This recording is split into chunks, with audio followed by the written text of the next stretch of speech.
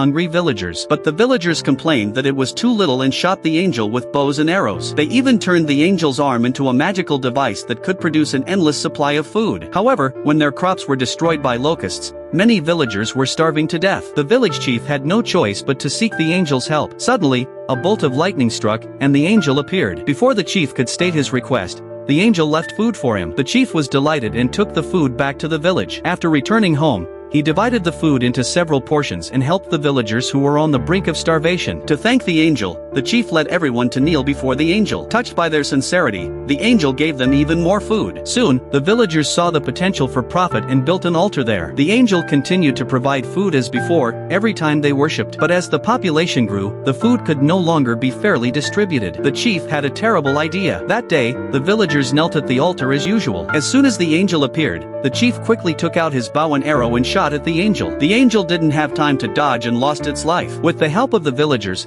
the chief cut off the angel's arm that could produce food. After some modifications, they turned it into a new machine. By using a joystick, the machine would generate electricity at the top, which would stimulate the arm to produce food. Everything was organized in an orderly manner. The villagers were busy with their tasks. The food in the carts was poured onto a conveyor belt for processing, while the poor had to put their money on the conveyor belt, which would transport it to the chief's warehouse. The chief made a lot of money from this invention and lived in a luxurious palace. But on that very day, a dark cloud hovered over the chief's home. Then, a bolt of lightning struck and destroyed the chief's palace. Before the chief could react, he saw the angel's severed arm move, and then the angel reappeared in front of him. The chief was terrified and ran away immediately. This time, the angel was not only ugly but also ferocious. It could destroy the entire village with a roar. The chief tripped and fell while running, and his crown shattered. His village and power were destroyed. When the angel grabbed him, he trembled and begged for mercy. However, the angel simply swallowed him whole.